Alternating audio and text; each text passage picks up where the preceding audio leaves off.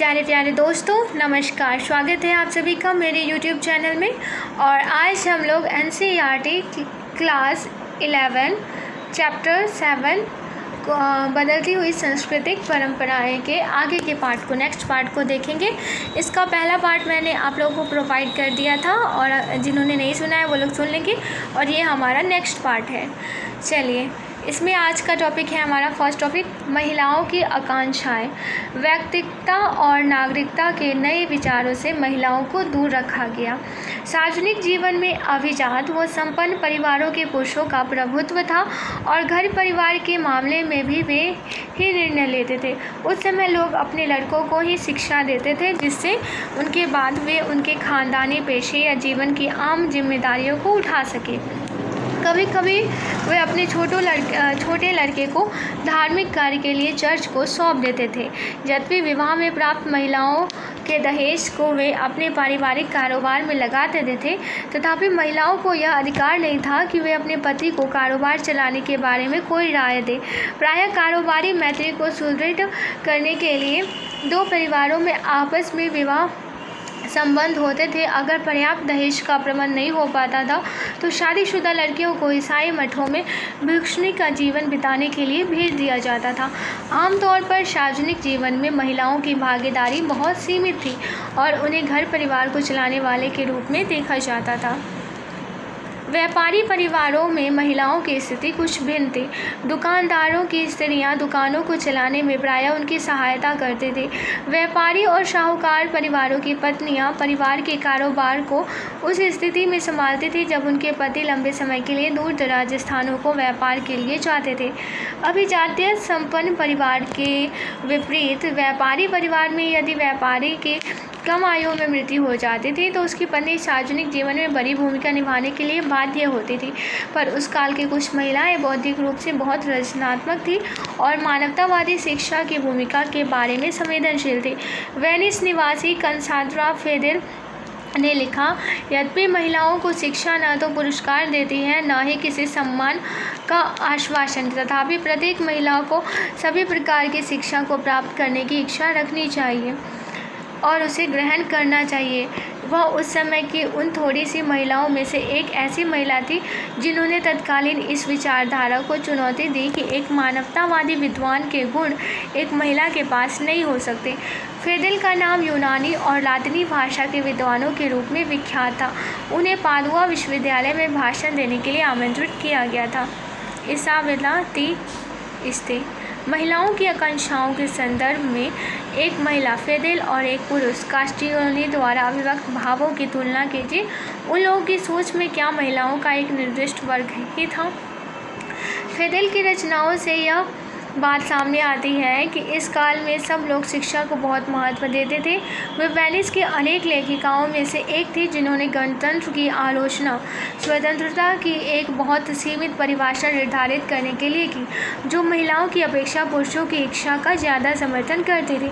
इस काल की एक अन्य प्रतिभाशाली महिला मंटुआ की मार्चिसा इसाबेला दी तिस्ते थी, जिन्होंने अपने पति की अनुपस्थिति में अपने राज्य पर शासन किया। यद्यपि मंटुआ एक छोटा राज्य था, तथापि उसका राजदरबार अपनी बौद्धिक प्रतिभा के लिए प्रसिद्ध था। महिलाओं की रचनाओं से उनके इस दृढ़ विश्वास का पता चलता है कि उन्हें पुरुष प्रधान समाज में अपनी पहचान बनाने के लिए आधुनिक आर्थिक स्वायत्तता, संपत्ति और शिक्षा मिलनी चाहिए। लेखक और कूटनीतिज्ञ बाल्थासार कास्टिलियोनी ने अपनी पुस्तक दी कोर्टियर में लिखा है, मेरे विचार से अपने तौर तरीके, व्यवहार, बातचीत के तरीके, भाव भंगिमा और छवि में एक महिला पुरुष के सदृश नहीं होनी चाहिए। जैसे कि यह कहना बिल्कुल उपयुक्त होगा कि पुरुष को हट्टा कट्टा और पौरुष संपन्न होना चाहिए, इसी तरह एक स्त्री के लिए यह अच्छी ही है कि उसमें कोमलता और सहृदयता हो, एक स्त्रीयोचित मधुरता का आभास उसके हर भाव में हो और यह उसके चलन, रहन सहन और हर ऐसे कार्य में हो जो वह करती है, ताकि ये सारे गुण उसे हर हाल में एक स्त्री रूप में ही दिखाएं, न कि किसी पुरुष के सदृश। यदि उन महानुभावों द्वारा दरबारियों को सिखाए गए नियमों में इन नीति वचनों को जोड़ दिया जाए तो महिलाएं उनमें से अनेक को अपनाकर खुद को बेहतरीन गुणों से सुसज्जित कर सकेंगी, क्योंकि मेरा यह मानना है कि मस्तिष्क के कुछ ऐसे गुण हैं जो महिलाओं के लिए उतनी ही आवश्यक है जितनी कि पुरुषों के लिए, जैसे कि अच्छे कुल का होना, दिखावे का परित्याग करना, सहज रूप में शालीन होना, आचरणवान, चतुर और बुद्धिमान होना, गर्वी, ईर्ष्यालु, कटु और उद्दंड न होना, जिससे महिलाएं उन क्रीड़ाओं को शिष्टता और मनोहरता के साथ संपन्न कर सके जो उनके लिए उपयुक्त हैं। ईसाई धर्म के अंतर्गत वाद विवाद, व्यापार और सरकार, सैनिक विजय और कूटनीतिक संपर्कों के कारण इटली के नगरों और राज दरबारों के दूर दराज के देशों से संपर्क स्थापित हुए। व्यापार और सरकार, सैनिक विजयों और कूटनीतिक संपर्कों के कारण इटली के नगरों और राज दरबारों के दूर के देशों से संपर्क स्थापित हुए। नई संस्कृति की शिक्षित और समृद्धशाली लोगों द्वारा प्रशंसा ही नहीं की गई वरन उसको अपनाया भी गया, परंतु इन नए विचारों में कुछ ही आम आदमी तक पहुंच सके क्योंकि वे साक्षर नहीं थे। 15वीं और आरंभिक 16वीं शताब्दियों में उत्तरी यूरोप के विश्वविद्यालयों के अनेक विद्वान मानवतावादी विचारों की ओर आकर्षित हुए। अपने इतालवी सहकर्मियों की तरह उन्होंने भी यूनान और रोम के क्लासिक ग्रंथों और ईसाई धर्म ग्रंथों के अध्ययन पर अधिक ध्यान दिया, पर इटली के विपरीत जहाँ पेशेवर विद्वान मानवतावादी आंदोलन पर हावी रहे, उत्तरी यूरोप में मानवतावाद ने ईसाई चर्च के अनेक सदस्यों को आकर्षित किया। उन्होंने ईसाइयों को अपने पुराने धर्म ग्रंथों में बताए गए तरीकों से धर्म का पालन करने का आह्वान किया। साथ ही उन्होंने अनावश्यक कर्मकांडों को परित्याग करने की बात की और उनकी यह कहकर निंदा की कि उन्हें एक सरल धर्म में बाद में जोड़ा गया है। मानव के बारे में उनका दृष्टिकोण बिल्कुल नया था क्योंकि वे इसे एक मुक्त विवेकपूर्ण कर्ता समझते थे। बाद के दार्शनिक बार बार इसी बात को दोहराते रहे। वे एक दूरवर्ती ईश्वर में विश्वास रखते थे और मानते थे कि उसने मनुष्य बनाया है लेकिन उसे अपना जीवन मुक्त रूप से चलाने की पूरी आज़ादी भी दी है। वे यह भी मानते थे कि मनुष्य को अपनी खुशी इस विश्व में वर्तमान में ही ढूंढनी चाहिए। ईसाई मानवतावादी जैसे कि इंग्लैंड के टॉमस मोर और हॉलैंड के इरेसम का यह मानना था कि चर्च एक लालची और साधारण लोगों से बात बात पर लूट खसोट करने वाली संस्था बन गई है। पादरियों का लोगों से धन ठगने का सबसे सरल तरीका पाप स्वीकारोक्ति नामक दस्तावेज था जो व्यक्ति को उसके सारे किए गए पापों से छुटकारा दिला सकता था। ईसाइयों को बाइबल के स्थानीय भाषाओं में छपे अनुवाद से यह ज्ञात हो गया था कि उनका धर्म इस प्रकार की प्रथाओं के प्रचलन की आज्ञा नहीं देता है। यूरोप के लगभग प्रत्येक भाग में किसानों ने चर्च द्वारा लगाए गए इस प्रकार के अनेक करों का विरोध किया। इसके साथ साथ राजा भी राजकाज में चर्च की दखल अंदाजी से चिढ़ते थे। जब मानवतावादियों ने उन्हें यह सूचित किया कि न्यायिक और वित्तीय शक्तियों पर पादरियों का दावा कॉन्स्टेंटाइन के अनुदान नामक एक दस्तावेज से उत्पन्न होता है जो कि प्रथम ईसाई रोमन सम्राट कॉन्स्टेंटाइन द्वारा संभवतः जारी किया गया था, तो उन राजाओं की खुशी हुई क्योंकि मानवतावादी विद्वान यह दर्शाने में सफल रहे कि कॉन्स्टेंटाइन का वह दस्तावेज असली नहीं बल्कि परिवर्ती काल में जाल साजिश से तैयार किया गया था।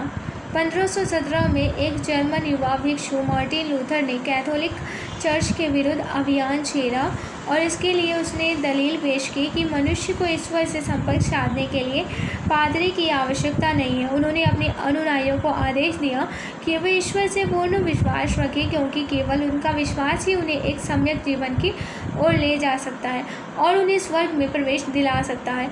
इस आंदोलन को प्रोटेस्ट सुधारवाद नाम दिया गया, जिसके कारण जर्मनी और स्विट्जरलैंड के चर्च ने पोप तथा कैथोलिक चर्च से अपने संबंध समाप्त कर दिए। स्विट्जरलैंड में लूथर के विचारों को उल्रिक ज्विंगली और उसके बाद जॉन कैल्विन ने काफ़ी लोकप्रिय बनाया।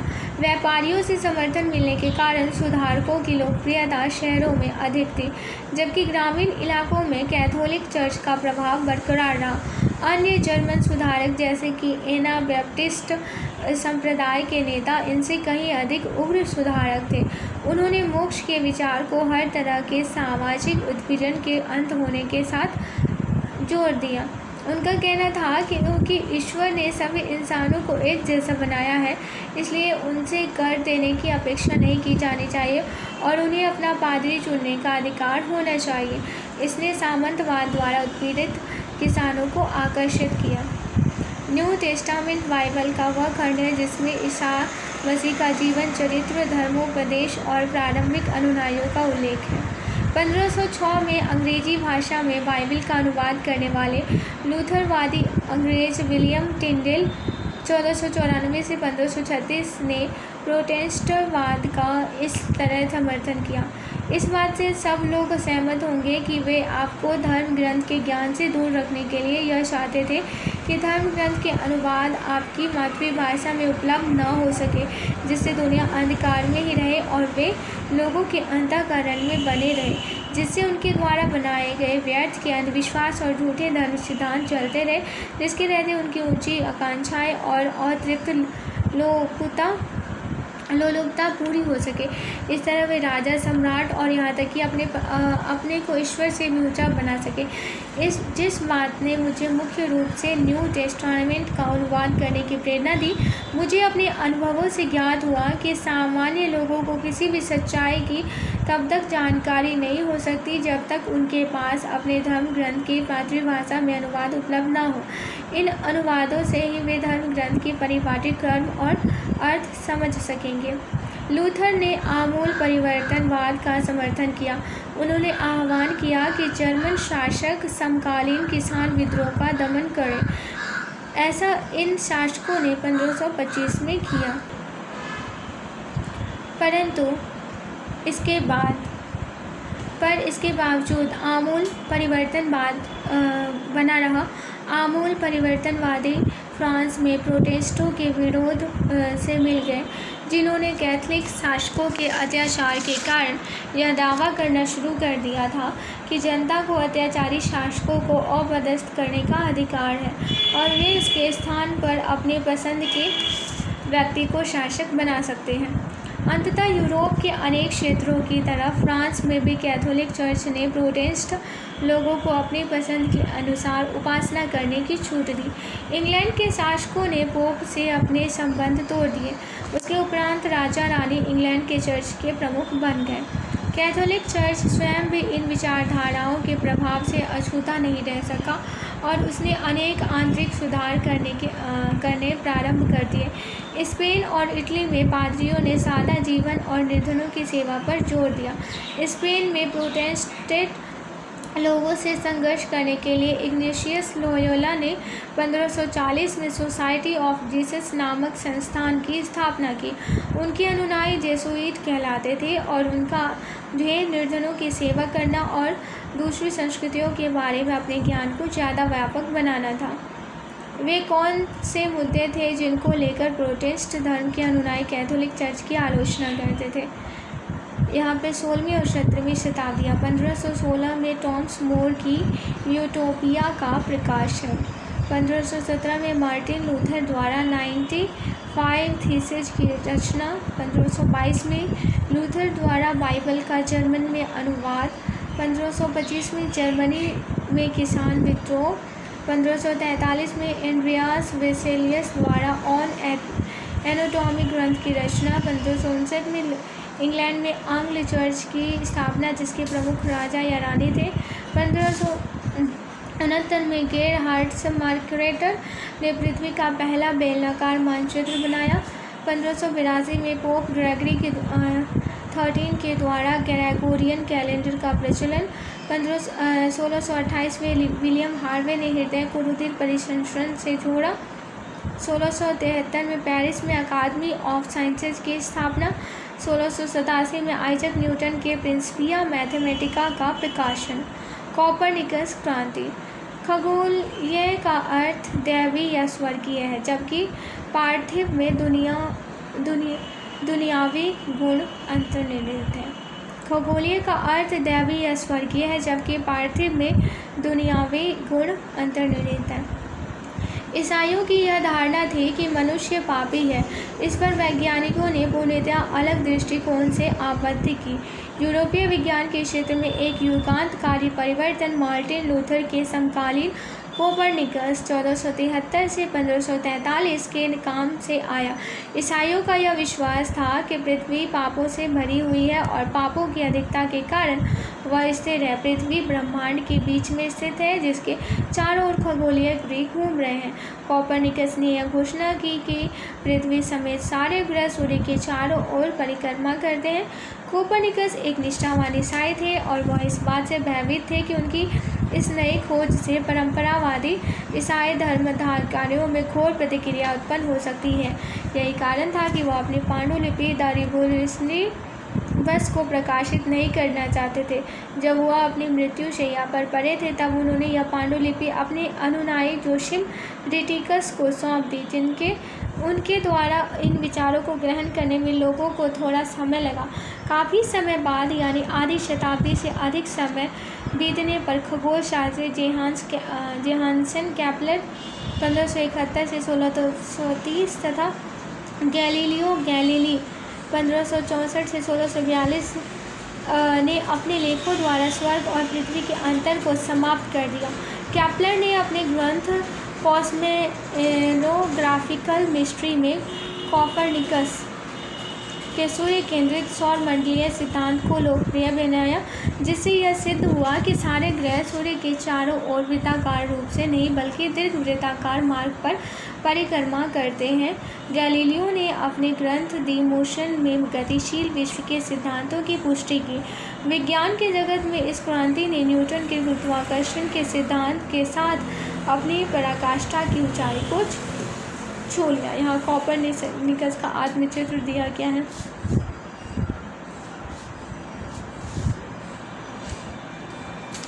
यहाँ पे एक बार गैलीली अपने लेखों द्वारा स्वर्ग और पृथ्वी के अंतर को समाप्त किया और केपलर ने अपने ग्रंथ कॉस्मोग्राफिकल मिस्ट्री में कोपरनिकस के सूर्य केंद्रित सौरमंडलीय सिद्धांत को लोकप्रिय बनाया था।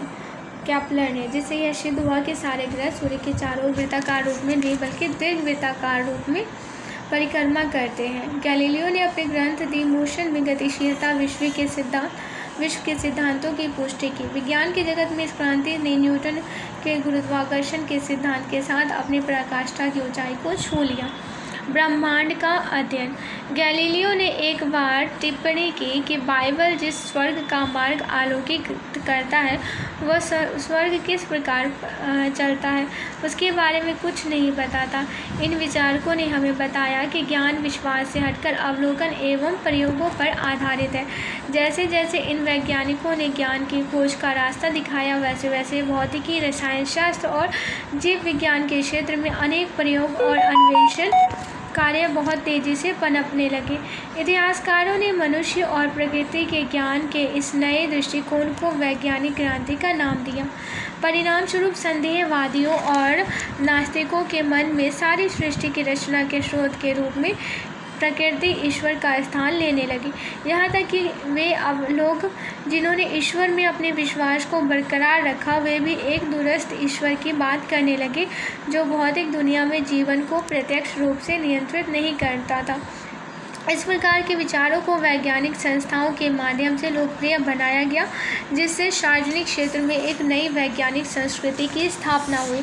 1670 में बनी पेरिस अकादमी और 1662 में वास्तविक ज्ञान के प्रसार के लिए लंदन में गठित रॉयल सोसाइटी ने लोगों की जानकारी के लिए व्याख्यानों का आयोजन किया और सार्वजनिक प्रदर्शन के लिए प्रयोग करवाए।